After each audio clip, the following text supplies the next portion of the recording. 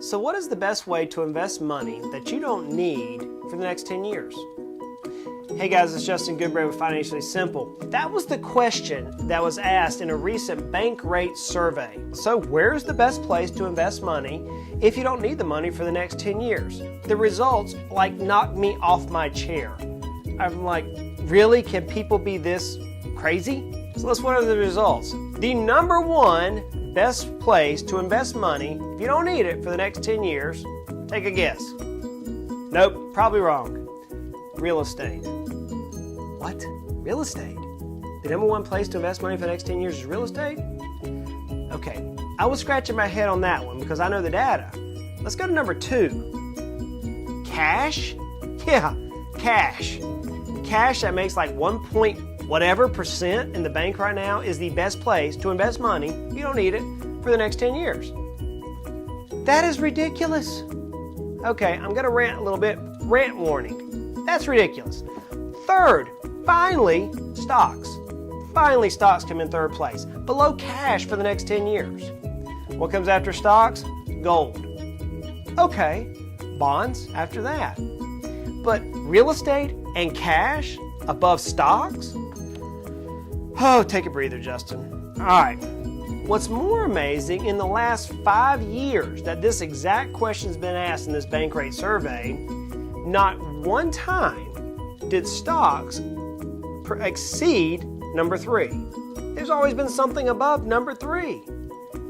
People, do you not realize that the stock market has tripled since 2010? Tripled in value.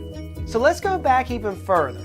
Okay, from 1900 to 2017, according to the article we're going to put in the show notes, from 1900 to 2017, real estate has earned an average of 1.3% return. Stocks have averaged 7% return in the same time period.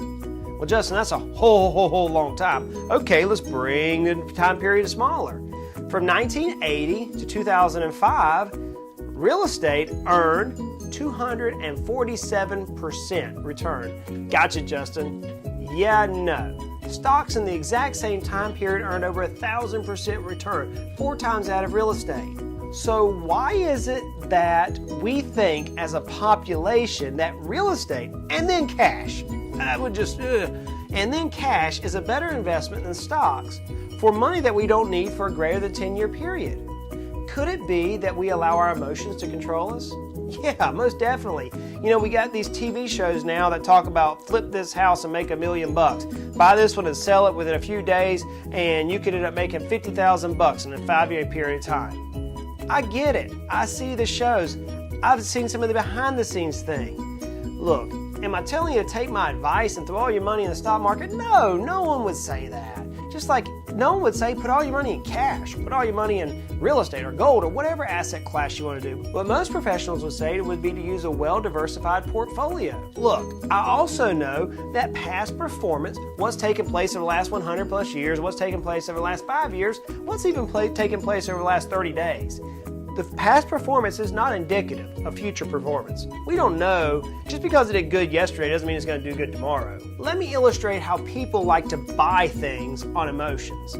Have you heard of these smart beta ETFs? Yeah, there's like a ton of money going into smart beta ETFs. I'm not going to deal with what exactly a smart beta is today, but there's this one smart beta ETF that was built hypothetically to prove how people just put money wherever they think they can beat the markets at. What this smart beta did is they took the word cat, C-A-T, like the one that goes meow, yeah. And any stock that had the word cat in it, they made an ETF out of it. So for example, Caterpillar or Communications or Communications.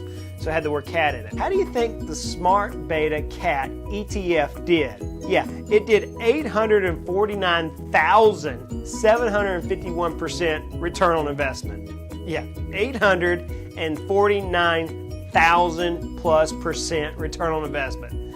And wouldn't you know it, people actually tried to buy the smart beta cat ETF. It was ridiculous. So we can use performance results to try to prove anything. I get that. Here's the bottom line, folk. Investing is not on emotions. Investing is not taking what we see on TV and trying to duplicate what somebody else's micro success has been. Investing is not listening to our cousin, sister's, uncle's brother who just happened to hit it big with a really good home run on some particular thing. No, that's not investing. Investing is using hundreds of years of research from PhDs, from people who won Nobel Prizes. These laureates are not relying on hot topics. They're taking tried and proven results and saying, here is the, quote, best way to get the results that you need. Investing is not going off of hot topics from a friend or family member or cousins or sisters. It's not that at all. It's no wonder that half of Americans don't own stocks because they don't do any research into themselves. Guys, seriously, cash, number 2? I mean, that floored me when I saw this study. Invest for success. Use science, use proven data to make your investment decisions. Not some TV show, not a hot trend that's out there, not something that's given the absolute best return on the investment. All those things crash, but yet long-term, proven, diversified portfolios just do outstanding. Hey guys, I know this world of finances is confusing. Investing is super confusing. We hear people try to pitch us all their things every day. Talk to a certified financial planner who's a fiduciary, who can weed through all this mess. I mean, cash, people. Number 2, cash. Seriously, 1% over a 10-year period. Lord help us. Guys, it's Justin Goodbread with Financially Simple. Life is confusing and this is ridiculous. Let's continue to make our lives at least financially simple.